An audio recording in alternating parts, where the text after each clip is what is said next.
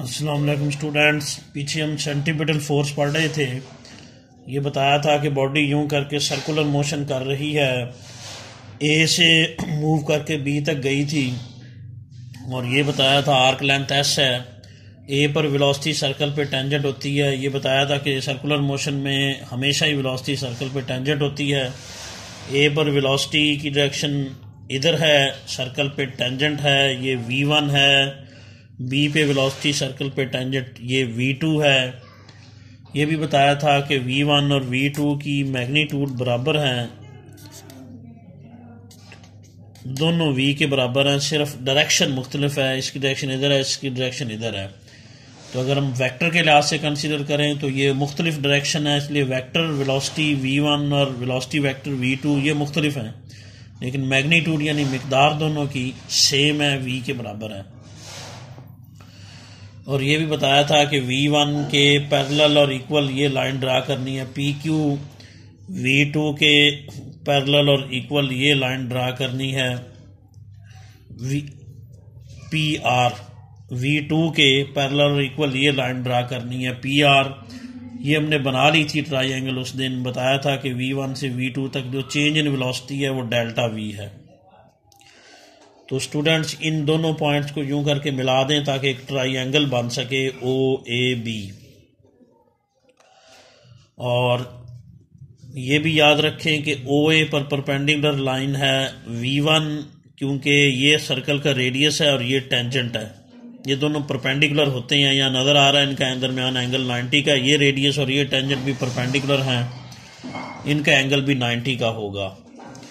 तो ये triangle OAB है, ये ट्राइंगल PQR है। इन दोनों ट्राइंगल्स की दो साइड्स बराबर हैं आपस में। इस ट्राइंगल की साइड OA और OB बराबर हैं, क्योंकि ये दोनों सर्कल के रेडियाई हैं। ये भी सर्कल का रेडियस है और ये भी क्या है, सर्कल का रेडियस है। इसलिए OA और OB आपस में इक्वल हैं। ये दोनों सर्कल के रेडियस हैं। और इस ट्राइंगल की भी दो साइड्स बराबर हैं, v1 और v2, क्योंकि ये v1 जो है वो pq है, ये v2 जो है वो किसके इक्वल है, pr के। ये दोनों बराबर हैं, v1 और v2। ये पीछे बताया था कि v1 और v2 वेलोसिटी वेक्टर हैं और वेलोसिटी की मैग्नीट्यूड जितनी a पे है उतनी b पे है, इसलिए v1 और v2 बराबर हैं। v1 pq है, v2 pr है, इसलिए ये दोनों भी आपस में इक्वल होंगे।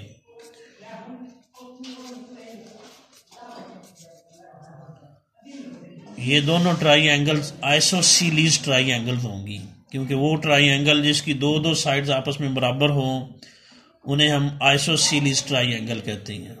तो ये भी आइसोसीलीज ट्राइंगल है OAB, और ये भी आइसोसीलीज ट्राइंगल है PQR। उर्दू में इसको मुतमासिल साकैन मुसल्लस कहते हैं, जिसकी दो साइड इस तरह बराबर हों। तो ये दोनों आइसोसीलीज ट्राइंगल हैं। इनके दरमियान वाला एंगल भी सेम है, ये एंगल थीटा है और ये एंगल भी वही है, थीटा। यानी ये एंगल भी दोनों का बराबर है। ये वाला एंगल है एंगल AOB,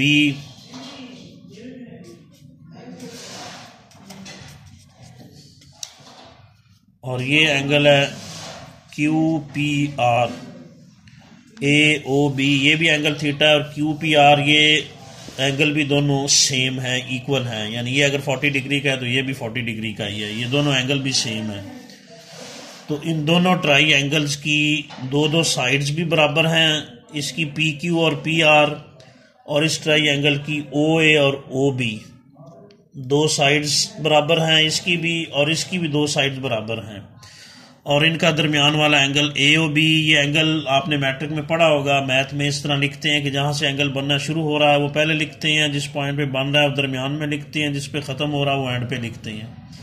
तो ये वाला एंगल है AOB, और ये वाला एंगल है QPR। Q से शुरू हो रहा है, P पर बन रहा है और R पे आके ख़त्म हो रहा है। ये दोनों एंगल भी सेम है, तो दोनों ट्राइंगल की दो साइड्स भी बराबर हैं, इसकी OA और OB, इसकी PQ और PR, और इनके दरमियानी एंगल भी बराबर हैं। इसलिए ये दोनों ट्राइंगल सिमिलर होंगी। जैसे आपने मैट्रिक में पढ़ा होगा, एक साइड एंगल साइड पास्टुलेट होता है कि दो साइड्स और दरमियान वाला एंगल बराबर हैं। तो वैसे ये साइड एंगल साइड पास्टुलेट ही है एक तरह का, कि जिसमें दो साइड्स इक्वल हैं इस ट्राइंगल की और इस ट्राइंगल की, और दरमियान वाले एंगल भी दोनों के बराबर हैं, तो ये दोनों ट्राइंगल सिमिलर होंगी। तो triangle AOB and triangle QPR are similar.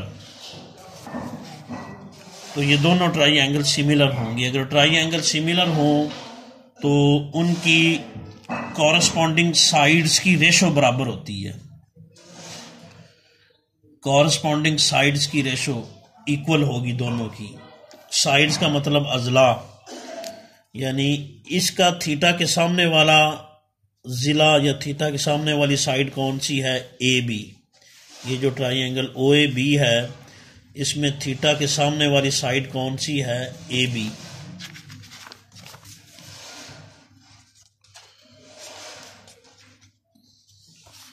और इस ट्राइंगल में थीटा के सामने वाली साइड कौन सी है, QR।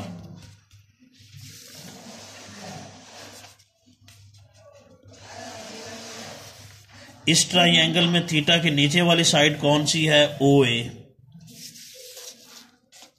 इनकी रेशो यानी थीटा के सामने वाली साइड और नीचे वाली साइड की रेशो इधर थीटा के सामने वाली साइड और नीचे वाली साइड की रेशो के बराबर होगी।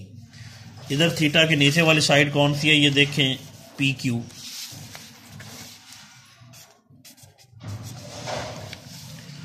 ट्राइंगल सिमिलर हो तो ये मैथ का फार्मूला है कि कॉरस्पॉन्डिंग साइड्स की निस्बत बराबर होती है, साइड्स की रेशो बराबर होती है। यानी इसमें हमने थीटा के सामने वाले साइड और नीचे वाले साइड की रेशो ली AB/OA, वो इसके थीटा के सामने वाली साइड और नीचे वाली साइड की रेशो के बराबर होगी, QR/PQ। यानी इधर थीटा के सामने वाली साइड और नीचे वाली साइड की रेशो इस ट्राइंगल में थीटा के सामने वाली साइड और नीचे वाली साइड की रेशो के बराबर होगी। यानी AB/OA किसके बराबर होगा, इस ट्राइंगल में, यानी ट्राइंगल OAB में AB/OA, इस ट्राइंगल PQR में QR/PQ के बराबर होगा। तो इस तरह ये हमें जो ज्योमेट्रिकली पता लगेगा। अब इस ट्राइंगल में हम वैल्यूज पुट करना शुरू करते हैं। इसको 1 कहना चलें इस इक्वेशन को। इस इक्वेशन में, इस जो इक्वेशन में हम वैल्यूज पुट करेंगे तो हमारे पास OA है। OA क्या है, सर्कल का रेडियस है।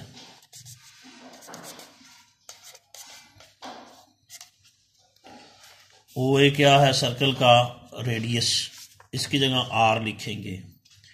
QR क्या है, डेल्टा V।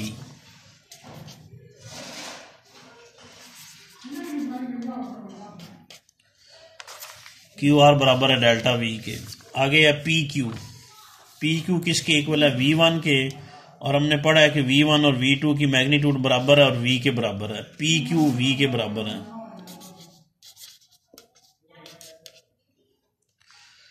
तो ये वैल्यूज हम इधर पुट करेंगे। AB की वैल्यू अभी तक हमारे पास नहीं है, AB स्ट्रेट लाइन जो है, ये 3 वैल्यूज पहले पुट कर देते हैं इस इक्वेशन में।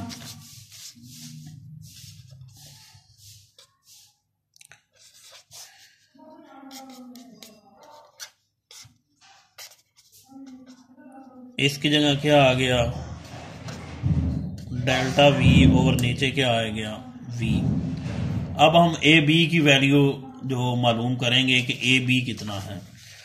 तो स्टूडेंट ये AB जो है वो यूं करके स्ट्रेट लाइन है, और S जो है ये आर्क लेंथ है यूं करके। S वाला फासला लंबा है और AB वाला फासला छोटा है, यानी AB एक तरह का डिस्प्लेसमेंट है, शॉर्टेस्ट डिस्टेंस है, स्ट्रेट लाइन है। ए बी स्ट्रेट लाइन है और एस जो है वो कर्व है, ये दोनों बराबर नहीं है। ए बी छोटा है और एस जो है वो बड़ा है। एक कंडीशन में ये बराबर हो जाते हैं, यानी ए बी ये है लाइन ए बी और एस जो है वो है आर्क ए बी, यानी ए से बी तक आर्क के जरिए जाएं तो वो एस होता है, लाइन के जरिए जाएं तो वो स्ट्रेट लाइन ए बी होती है। तो इस सूरत में ये बराबर नहीं है, ए बी एस के बराबर नहीं है। एक कंडीशन में हो सकता है अगर पॉइंट ए और पॉइंट बी इस तरह नज़दीक नज़दीक हो, ए और बी, ये पीछे भी पढ़ा था, ए और बी नज़दीक नज़दीक हो तो वही सीधी लाइन होगी और वही आर्क होगी, वही लाइन होगी, वही ए बी होगा और वही क्या होगा उस सूरत में फिर एस होगा। अगर ए और बी करीब करीब हों, ये देखें ए और बी नज़दीक नज़दीक हों तो फिर ए बी और एस आपस में क्या हो जाएंगे, इक्वल हो जाएंगे। ये उस सूरत में पॉसिबल है when time delta t approaches to क्या हो, 0 हो। बड़ा थोड़ा सा टाइम दें हम मूव करने के लिए, फिर इनिशियल पॉइंट ए और फाइनल पॉइंट बी करीब करीब होंगे, बॉडी ज़्यादा दूर नहीं गई होगी क्योंकि टाइम बहुत समाल है मोशन का। बी अप्रोचेस टू होगा ए के, तो उस केस में लाइन ए बी और आर्क ए बी दोनों आपस में क्या होंगे, बराबर होंगे। ये उस केस में होगा अगर डेल्टा टी अप्रोचेस टू 0 हो। उस सूरत में ये लाइन ए बी और आर्क ए बी आपस में क्या निकलेंगे, बराबर निकलेंगे। यानी ये देखें, यही अगर ए और बी नज़दीक नज़दीक हुए, time delta t approaches to 0 हुआ, ए और बी नज़दीक नज़दीक हुए तो वही लाइन ए बी होगी और वही आर्क होगी, एस होगी। लाइन ए बी और आर्क ए बी बराबर होंगे। यहाँ तो आर्क ए बी लंबी थी और लाइन ए बी छोटी थी, लेकिन time delta t approaches to 0 हो, ए और बी करीब करीब हों तो फिर लाइन से के ज़रिए ए से बी तक जाएं या आर्क के ज़रिए ए से बी तक जाएं, यानी लाइन ए बी और आर्क ए बी बराबर होंगे। लाइन ए बी को हम सिर्फ ए बी कहते हैं और आर्क ए बी को एस कहते हैं। उस सूरत में ए बी एस के बराबर होगा अगर time delta t approaches to 0 हो।